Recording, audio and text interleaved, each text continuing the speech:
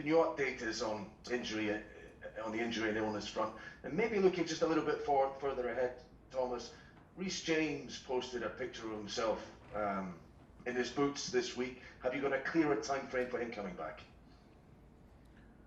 Well, we have a time frame, but we will not make it public because otherwise we will just get asked about the time frame. He is back on the pitch, is the good news, but he is in individual training, so far away from being part of the squad on Sunday's game. Trevoh Chalobah is back in team training, but also way too early to play the game on Sunday on this kind of level. So actually nobody's coming back. It's the same squad. We decided to give 2 days off to deconnect a little bit, but the 2 days alone will not solve everything. It was good to have, and after the Tottenham game, we have the chance to give the majority of the players another days off because we simply need it. But for Sunday, the 2 days alone are not the solution. We have to make sure that we are in a different mindset, in a different attitude, and in top shape, because we have a big match coming on Sunday. Yes. Can you quantify how big a match? I mean, it's interesting. I mean, they've played 4 games fewer than you have, which is something in itself. But in terms of maybe getting your momentum going and blunting the recent momentum they've had, how big a game is this? It's a big game because, of course, we can do our mathematics, but it's strange to look at the fixture and see teams competing for the same area of the table and having 4 games less. So this can lead you to a wrong impression that you're comfortably ahead, which you are not. So we have to make sure that this stays like this, and the best chance is to win direct competitions against direct opponents. It's a London derby. It's a big rivalry. We know this, and then we play them now 3 times, the 3rd time in a very short period of time. So I think they know what we do. We know what they do, and things are clear. We managed to win to beat them twice, and we will do everything to beat them a 3rd time. Yeah, Romelu, I think, has had some strong performances against Tottenham in all 3 games, albeit he hasn't scored. Are you thinking he's maybe been unfairly spotlighted when results haven't come your way? Maybe just because of his price tag, because of the reputation he has? Yeah. That's it. Welcome to reality. That's it. I mean, we are in the spotlight and we are judged, all of us, and that's daily business. And it's like this. If you are the decisive player, or if things go very well, people talk about you, and if not, the same people talk about you. This is part of the business, like it or not. And and nothing more to say. Okay, last one from me then. Transfer-wise, I see you've been linked with a number of Barcelona players. I mean, one thing, you have worked with Ousmane Dembele before. I'm sure you won't signal any interest in him. I just wonder, do you have sympathy with the situation he's in at the moment? And is he the kind of player that could make a real impact in the Premier League? He's a very good player, and he's in his top level, and I'm very fortunate to have trained him in my time at Dortmund. It was only 1 year, should have been longer, but I needed to leave, and he decided to leave. So, and from there we are not in closest contact. We met here and there because of his duties for the French national team, and of course I was in Paris, so this was more or less when they were preparing for national duties. It's very close to Paris, so this is where we met or exchanged some messages. But he is in a situation. I have absolutely no idea why he is in that situation. I have no idea what the situation in detail is. So I know how I feel about it when it's about my players. So it's better not to talk. Okay, thanks, Greg. Just one other team news question. Andreas Christensen, is he ready to play?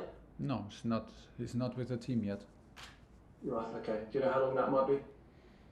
We hope he is back in training next week. Okay. Antonio Conte has said on a number of occasions that he thinks Chelsea are on a different level to Tottenham at the moment. Do you think that's a fair comment? You have to ask him. The last results and the last games, it was like this, and we have to make sure that it's a third time like this. But of course, we should not get confused by this comment about the last matches and the ambition that with which they will show up. He prepares his team to win and to beat us. That is very sure. So that's why it's not so important what he says about the last games. But do you think you've got a psychological advantage over them after the League Cup games? I don't know. We play now 3 matches in such a short time, which is pretty unusual and pretty uncommon normally, and that's why I think they pretty know what we do, and we know more or less what they do, and it's again for us to show up now. You know, in games like this, they come from a late victory that gives them a boost. We come from 2 wins in Carabao Cup that should give us some confidence, and then you play the match. It's not about having whatever advantages and be philosophical about it. It's about delivering, and we have to be in the right mood, right attitude to deliver top performance. Last one, John. Yeah, you said a moment ago that players need to be in a different mindset and attitude for the game. Do you think that hasn't been right for the last couple of matches? Not for the couple of matches, just for one match, and which was in Brighton, and not for a couple of matches, because we had a couple of good matches before, and good results also. And if we did not have the results, the match was good, and the mindset and attitude was always on the level where it needs to be. But after the loss against Manchester City and the gap opened up enormously for us, and playing 2 days later, more or less on a Tuesday again, I could feel from myself and from the team that some emotions took over, maybe frustration, maybe disappointment and whatever, and it was hard for us on this particular day to reach our top level as a team, whatever the top level means on this particular day, because we did not expect in general that we will play an overwhelming, exciting match, because there's a very strong opponent who has a certain style of play and makes you underperform sometimes. And this was the very first time, so when it happens for the first time, we should not make a bigger deal out of it than it is. And we had like our 2 days off now and 2 days to prepare to be ready on Sunday. Thanks, John. Sebastian Zani. Good afternoon, Thomas. Hi. Just a quick question on Lukaku's last 2 games. He touched 20 balls against City, 18 times against Brighton, only 3 shots in those 2 games. At the start of the season, everyone was saying that he was completing the puzzle. It seems more difficult now. How do you explain this? Is it the confidence? Is it the system? How would you explain this? It's I don't know if I can explain it. It's very rarely in football that you have like a situation or like a problem, and it's a one thing solution. It's always a mix of a lot of influences. He was already more involved. In the moment he struggles, there are reasons for it. We already discussed them. And that's the way it is. I mean, he's not the only one on which we rely on to win games. So there's nothing special to it. Sorry, just a question. You're quite distanced with Manchester City now, of course, who are quite far ahead of you. Is there a moment as a manager when you've got things like the FA Cup, the League Cup, and also the Champions League, of course, is there a moment as a manager when you have to make the decision that with the COVID environment, the injuries, you have to prioritise a competition over the others in terms of the chances you still have?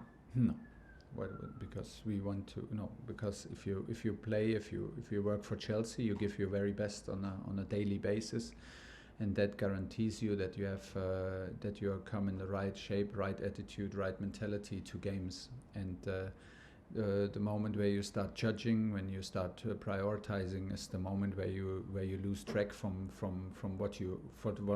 what brings us to be part of Chelsea. Being part of Chelsea is being competitive in every single day, and come with the right mindset, come with the right attitude, and this is what we do. And the next game is always the most important. Everything has huge influence, and with me, we will never start prioritizing. We will never start judging importance of games. We will select teams, and we will make sure that the process and the atmosphere is right on a daily basis, that we can increase the chances to win games, and this is what we do.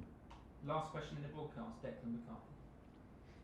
Hey Thomas, good to see you. Just one on if there's been any development on the situation regarding Antonio Rudiger's contract. Are you confident the club can get something solved with him? And if not, if he were to leave in the summer, just how much of a miss would he be going forward within your plans? Well, you know how I was full of praise for him, well deserved. You know how important he is. I said many times. So it is. So this is the importance that he has and that he deserves at the moment. The talks, the negotiations are ongoing. So there are no news. And about the if, we talk about the if when the if happens, if it happens. Okay, that's